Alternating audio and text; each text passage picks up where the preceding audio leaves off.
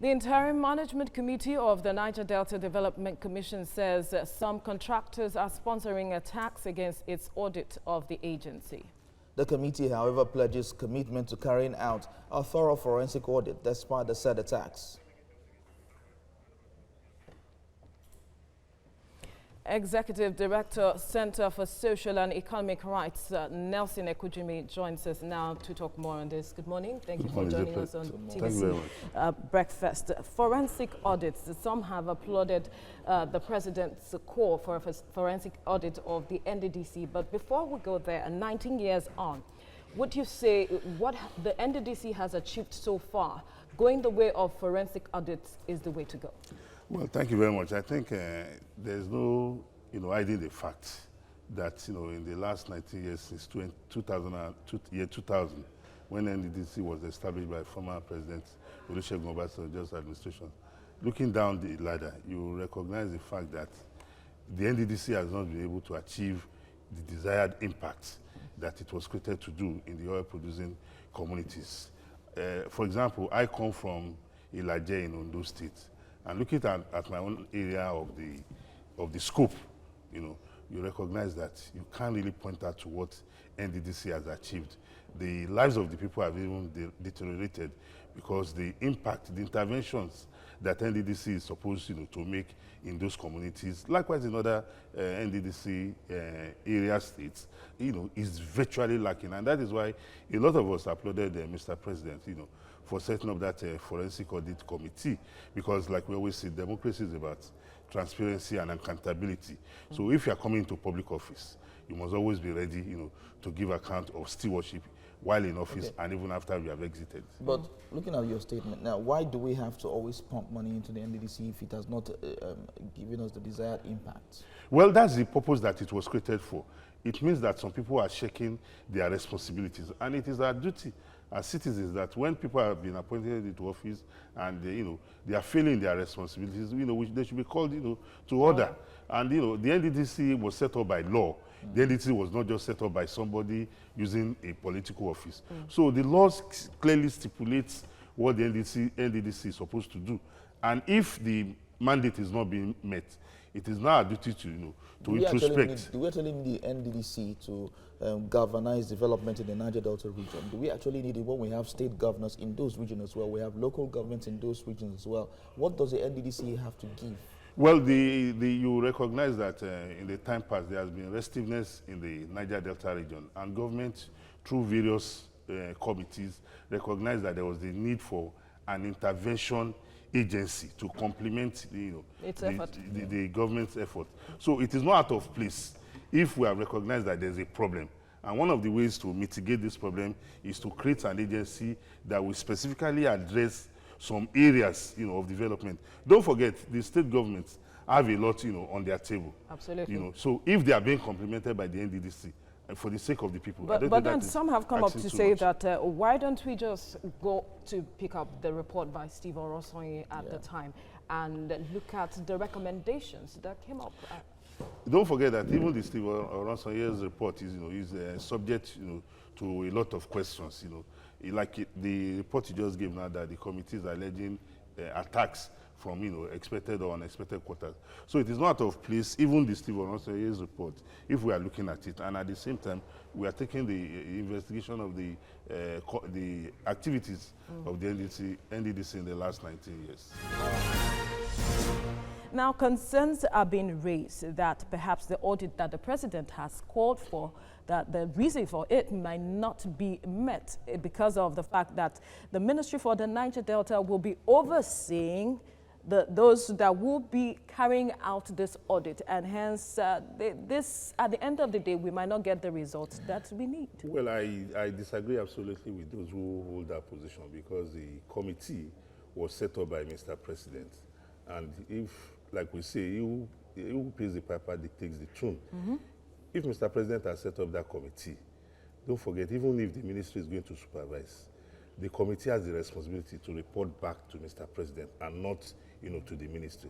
So it is not unexpected that we have this type of cries from people who might have something That's to it, hide. because they believe that the interest of the ministry in this issue might just be what the committee will put forward before the president. Well, I think we should wait, to get to the bridge, and decide how we want to cross it.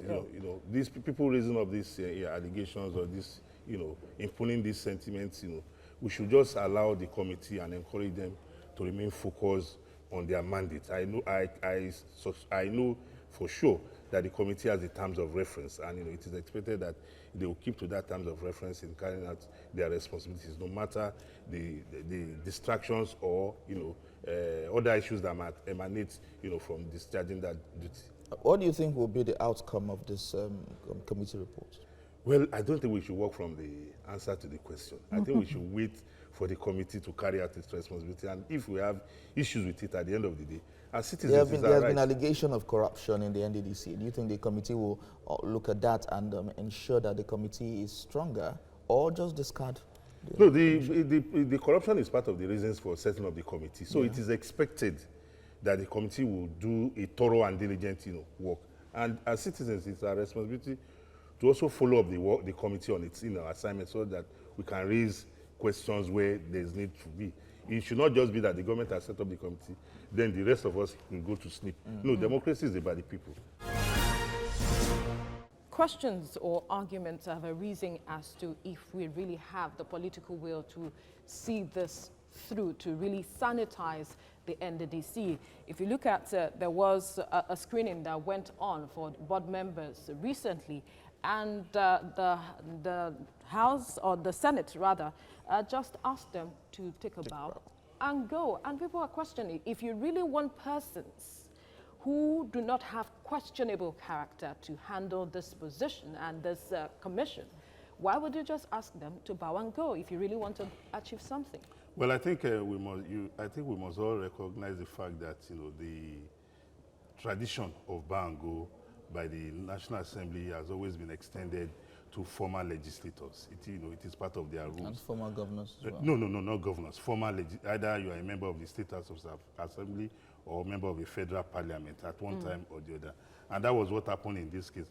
But be that as it may, I think we need to up the game with regards to the screening of nominees. It is not a service. It is not a positive for our democracy when people are presented and all you do is to bow and go. Because you have the powers, and you have the powers to screen, to look at the credentials and to ask some questions whether that person is suitable for the job that he or she has been nominated. In telling them to bow and go, the parliament is doing a great disservice to their responsibility to screen such nominees. So I think the time has come for us, to continue to admonish the legislators, to rise beyond just giving some privileges to people because they have occupied the legislative seats at one time or the other in the life. Remember, these ministers or ministerial nominees do not have an idea where they will be posted to. The names were just sent to the National Assembly. So how do you think they will be able to defend the portfolios? No, one expects that when these nominees are nominated, the Constitution is very clear about the requirements for such nominations. One expects that with their CV and their pedigree, questions could be asked with regards to their public or private life. Because like you have rightly said, they have not been, their names didn't come with their portfolio. Like for this NDDC, definitely that they come with that agency. That look, the questions should have been with regards to activities of the agency. How do you think you'll be able to impact on the agency? Like you have rightly said, there are quite a number of issues with the NDDC.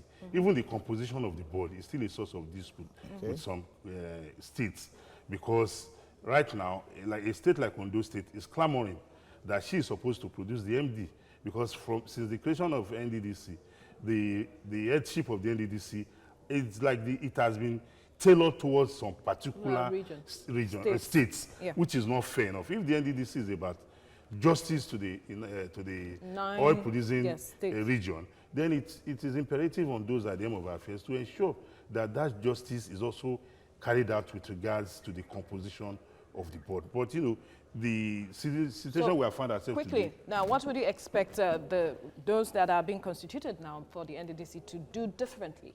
Yeah, what I would expect them to do differently is for them to do a need assessment of the communities, what they really need, and to ensure that projects that have been identified are judiciously carried out such that it will have a lasting impact on the communities. Nelson Ekujimi, thank you for your time. It's a pleasure.